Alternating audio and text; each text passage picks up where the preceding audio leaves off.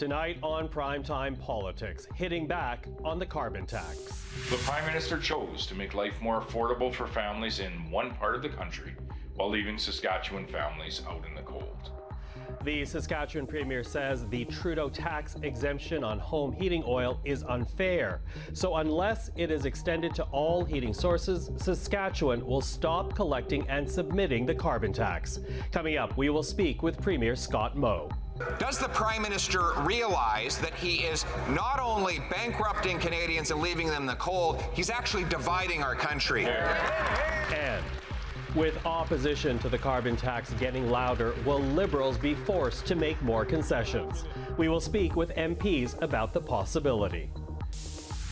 The best contracts are always those negotiated at a bargaining table. Plus, 2 big strikes are now over and workers are back on the job. We'll speak to the Unifor president about the tentative deal struck with automaker Stellantis and the management of the St. Lawrence Seaway. This is Primetime Politics. Hello, everyone. I'm Michael Serapio. The Prime Minister is under pressure tonight to make more concessions on his carbon tax. This after last week's surprise announcement of a home heating oil carve-out.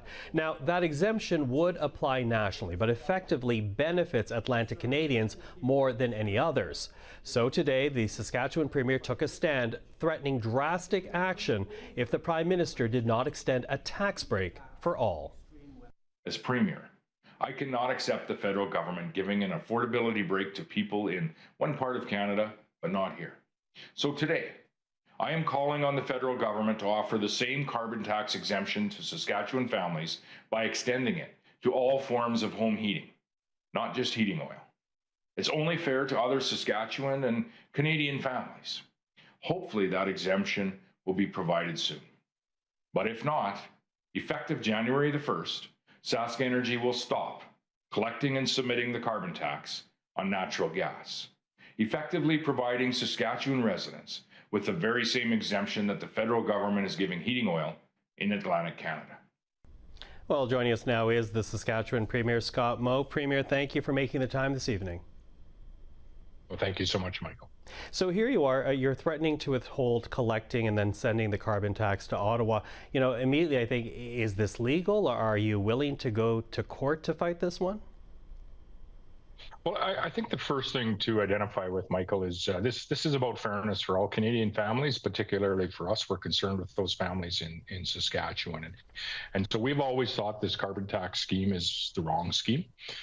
But at least with the exception of Quebec was being fairly well or equitably put into action across Canada. With the most recent changes in Atlantic Canada, that just simply isn't the case. There is definitely an unfairness about how this policy is being put into place. So it's still the wrong policy. Now it's being unfairly applied to Canadians. And so what we have said to the federal government and asked the federal government to do is to apply it more fairly to all forms of heating that we have across the nation. Make it fair for all Canadian families, including those in Saskatchewan. Should they not do that, we will make every effort as the government of Saskatchewan to ensure that Saskatchewan families are receiving the same or a similar benefit as they are in Atlantic Canada. Mm-hmm. You know, it's interesting because when you bring that up to Liberals, I've been talking to a couple since I saw your post on social media today. They will point to the fact that, one, it is home heating oil, so they argue that's a national program, and they also talk about the rural rebate and the doubling of that also being national. So when you say that it's not being fairly applied and they make the argument that it's national, how do you respond? Not being fairly applied. 40% of our energy bills, our Sask energy bills for a Saskatchewan family are carbon tax related. That's being forgiven in Atlantic Canada largely. And so they should apply this across all heating sources. We have electric heat in some areas, many northern and indigenous communities in Saskatchewan, propane heat as well. So our ask is for the federal government to apply this to all heating sources, regardless of how you heat your home, treat all Canadians equitably and fairly. And if you go back to the very basis of how the government actually was able to enact this tax in the very beginning. One of the understandings was that the federal government needed to equitably apply the tax across the nation of Canada. They're not doing that anymore. It's not being applied fairly. It's not being applied equitably. And most certainly, if they want to address affordability concerns, all Canadians are faced with affordability concerns. And I'm sure all Canadians would like to have the carbon tax removed from their home heating bill. I know 40% of the bill would disappear here in Saskatchewan if they did that. And I think Saskatchewan families would greatly appreciate it. Mm-hmm. Are you worried, though, at all, Premier, that the argument that you're making might affect national unity? For example, pitting Saskatchewan against Atlantic Canadians? Well, I am worried that the federal government, by exempting one area of Canada predominantly from their carbon tax scheme, is doing just that. It is very divisive. It does, in many cases, raise questions around the unity of Canada and why the federal government would ever treat Canadians differently. I don't understand it. We're going to do what we can as a provincial government to equalize that playing field, if you will, and to do everything that we can to provide some affordability measures for Saskatchewan residents that would match what the federal government has done now for people largely in Atlantic Canada. Now you say again that you will withhold the carbon tax effective January the 1st. Beyond that date, what kind of timeline are you looking for? Are you looking for a progress of talks? What's on the table here? Well, we would hope that it doesn't come to that. We would hope that the federal government does extend their pause, their 3-year pause, to all Canadians, including those in Saskatchewan. And I think that's the decision point that needs to happen at the federal level with the coalition government that we have here today. Is are they going to treat Canadian families equitably and treat them the same regardless of where they live? Should that not happen, we have a plan here in Saskatchewan that we most certainly will follow so that Saskatchewan families are treated fairly. But again, at the end of the day, the ball is in the federal government's court.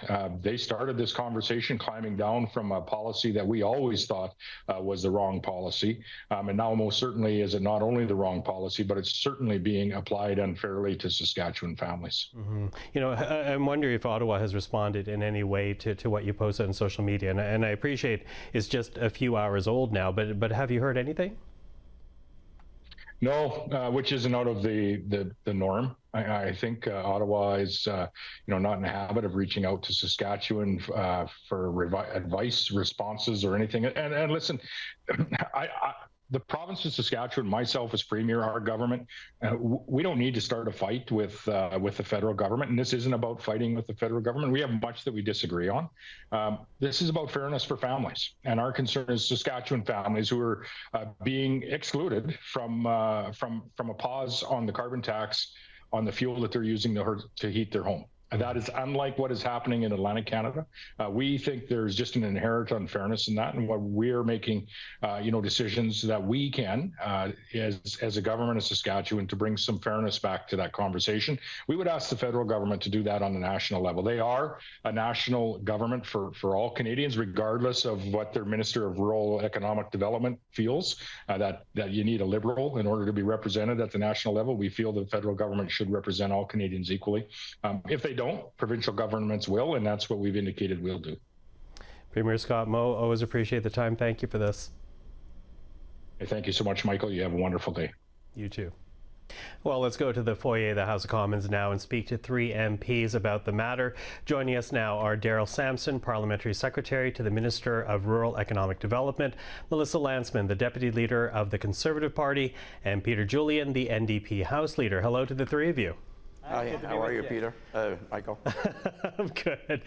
Listen, Mr. Samson, I'm going to start with you because I do want to begin with your reaction to Premier Moe's accusation here that the exemption that your government is making for home oil heating is creating 2 classes of taxpayers because it mainly benefits Atlantic Canadians and ignores the affordability challenges faced by the people in his province. First of all, let me start off by saying I'm a member of Parliament for Atlantic Canada, and I'm here to defend Atlantic Canadians, and that's what I do every day on behalf of Atlantic Canadians. But what he needs to understand is that he needs to come to the table and join the federal government so that we can put programs in each province right across the country to support Canadians. This is a very important issue. We have a package of 4 programs.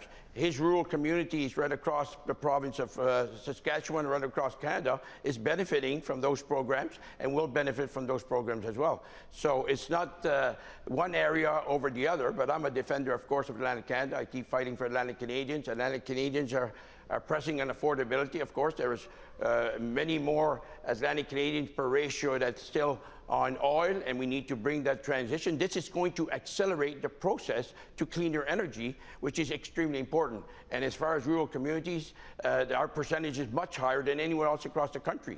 So this program, yes, there's some pieces for Atlantic Canadians, but if they come to the table, the provinces, they can also join in and be part of the solution. And that's the type of approach that our government is taking. And when I talk to my citizens in my riding, they tell me how difficult it is. They're telling me how we need to be there to support them. We've been there through COVID, and we've been there today, and we'll be there tomorrow to support all Canadians. Okay, Ms. Lantsman, what do you say to that? Because yes, you hear from the governing Liberals that this is meant to be a national program. There's also the rural rebate. What's your reaction to that? Because clearly Scott Moe is willing to withhold the collection and the distribution of the carbon tax here. Mr. Moe's accusation is not an accusation. It's just a fact. And if this is a national program, well, it's some national program because it doesn't include 97% of Canadians. The Minister of Rural Economic Development, Goody Hutchins, she's from Newfoundland. She was out this weekend saying, if you want to get on board, you gotta vote Liberal. So of course this is creating 2 classes of taxpayers. It's creating two classes. It's an admission of failure that the carbon tax, A, costs you money, B, is ineffective, and 3, why not get rid of it for all Canadians? That's exactly what a common sense Conservative government would do. So the choice is pretty easy here. Okay, Mr. Julian, what do you make of this home heating oil carve out and the rural rebate? Is it creating 2 classes of Canadian taxpayers? Well, the interesting thing from Ms. Lantsman's comments is a year ago the NDP brought forward an amendment to do just that, to take the GST off home heating quite across the country. Conservatives blocked it. Liberals didn't support it. So a year later, now they seem to be moving to where the NDP was and Jagmeet Singh was a year ago, because we've seen how people are struggling to make ends meet. We've seen how people are struggling to keep a roof over their head. And at the same time, we've seen, and this happened under the Harper government, Mr. Poilievre was part of it, the Harper handouts of billions and billions of dollars to oil and gas CEOs, rather than making the investments in clean energy, which is so critical to actually fighting back against climate change. Are you against this home heating oil exemption then? We proposed this a year ago, and Conservatives and Liberals wouldn't accept it. And a year later now, both the Liberals and Conservatives seem to be moving in the direction of the NDP. Why didn't they do it a year ago? Mm-hmm. You know, Mr. Samson, I'll bring you in here again because, you know, Ms. Lantsman referenced the fact that the argument is now being made that this exemption that your government is putting forward proves that your carbon tax is not revenue neutral, because if the carbon tax rebate actually gave equal or more of what Canadians paid out, you wouldn't be forced to make this concession in the first place. Well, it makes me laugh when I hear Conservatives. They don't believe that climate change is here, that it's real.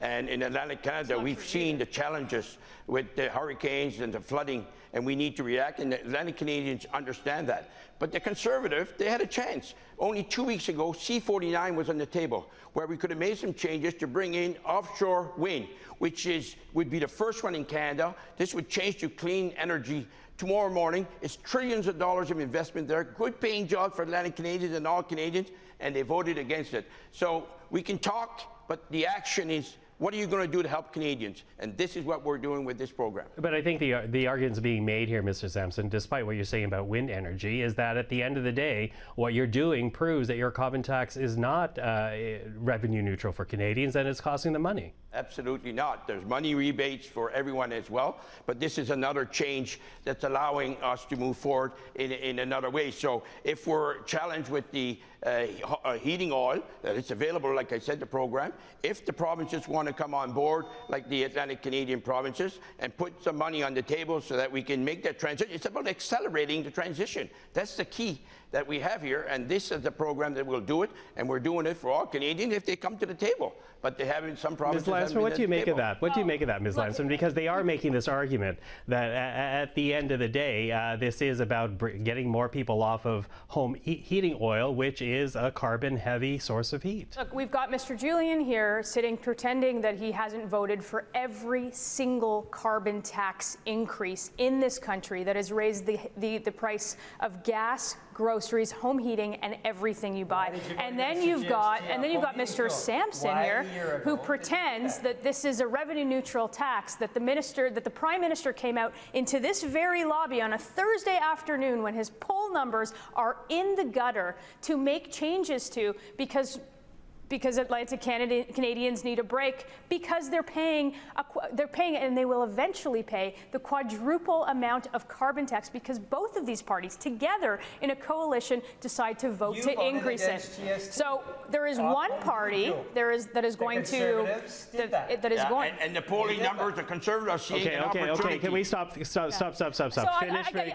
I gave them a chance to speak. I hope they'll afford me that same opportunity. There is one party that is going to take the carbon tax off for every single Canadian. That's the Conservative Party, and it's not these two coalition parties. Mr. Julian. Well, I mean, the Conservatives a year ago blocked the NDP's motion to take the GST off home heating fuel. So that the reality is we take no lessons from the Conservatives. We also know that over the 9 dismal years of the Harper government, they poured billions of dollars into handouts for the oil and gas CEOs, and quite frankly did absolutely nothing to fight back against climate change. We're living that now in British Columbia with the atmospheric rivers, with the heat dome that killed 600 people in my riding and in the area around. Conservatives were a disaster for the environment and a disaster for people's pocketbooks. And now the Liberals are improvising. I think from one day to the next. The fact is, ensuring a transition means investing in clean energy. The reality of doing what the NDP asked for a year ago it isn't going to bring about the transition and the clean energy jobs that we want to see. And so the incoherence of this Liberal government and the contradiction and hypocrisy of the Conservatives, I think, should lead Canadians to the conclusion that only the NDP can actually make sure that people can put food on the table, keep a roof over their head, and we can combat climate change in an effective way. Okay, listen, I appreciate you guys bringing up each other's past voting records, but I'm going to go down the road, quickly running out of time here. But now that we have this exemption from the federal government on its own carbon tax, will the Liberals be forced to make more concessions in order to get Canadians on side and not as offended as some are right now? Mr. Samson, 40 seconds to you. Again, I can't repeat this again more often than I've just said.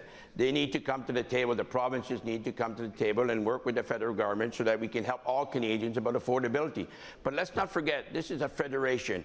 This government is focused on how can we help some provinces. But will you be forced to make more concessions? But will you be forced to make more concessions as a result of this one concession you're making on home oil eating? The package is for all Canadians. If they come to the table, there's no concession. They'll get the programs and they'll move forward. If they want to help, it benefits Atlantic Canadians more than anybody else does. Well, Atlantic Canadians are faced with a greater challenge right now. As I said earlier, they have a higher percentage of rural communities, which is a big number, a higher percentage of seniors. The challenges are there. So as we're trying to move to the transition, we need to help them. And we're helping them, but the program is there for Canadians. Okay. You've got to come to the table and negotiate. Okay, Ms. Lantsman, do you think the Trudeau Liberals are going to have to make more concessions here? This is incoherent nonsense. It's an admission of failure. It's an admission that the Prime Minister put his political fortunes above those of 97% of Canadians. So we look forward to a government one day that will actually axe the tax for every single Canadian, like these guys are hopefully going to be forced to do. The cost of doing nothing is greater. Mr. Julian. Well, it's certainly not going to be a Conservative government. We saw a year ago how they blocked the NDP attempt to take the GST off home heating fuel, but the reality is this announcement has been incoherent and confusing, and I think it's absolutely important that this government now makes it clear who benefits from this particular initiative. They seem to be improvising. What they need to do is follow NDP direction. The NDP direction was a year ago. Liberals are basically trying to catch up, and they should have followed what we put forward a year ago when they had the chance. Okay, well, that's the time we have for this evening. Thank you to the three of you for joining us. Darrell Samson, Melissa Lantsman, Peter Julian, always appreciate the time. Thank you.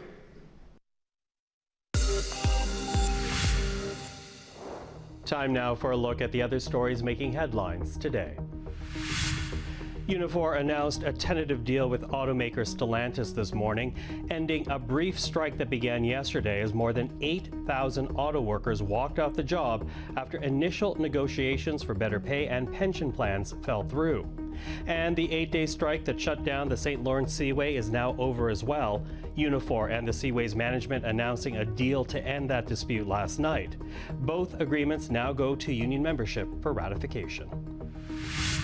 The tectonic plates of the world order are shifting beneath our feet, and the structures that are built upon them are fracturing.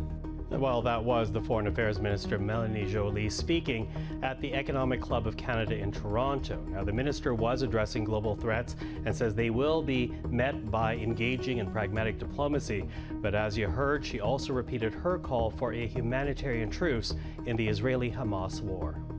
And extremist settlers' attacks continue in the West Bank and must stop.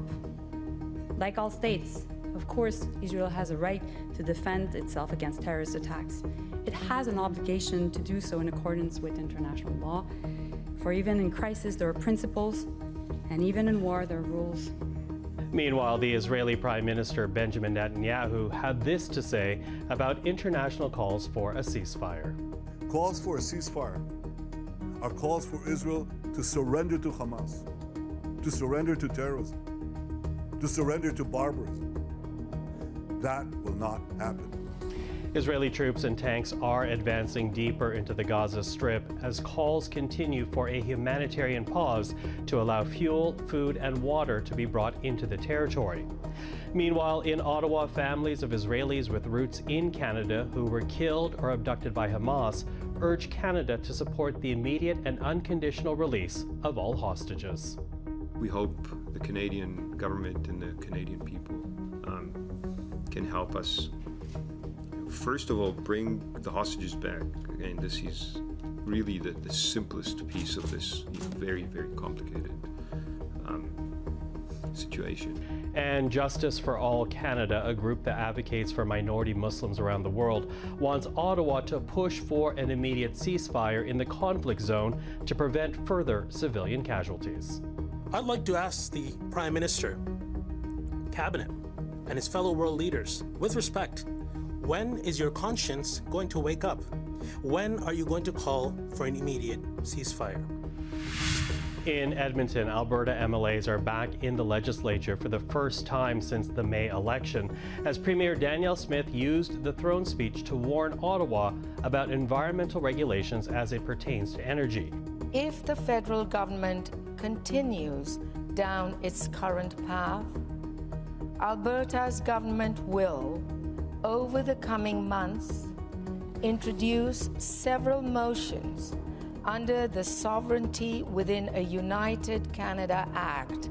Already, Alberta is campaigning against the federal regulations that aim to create a countrywide clean energy grid by 2035.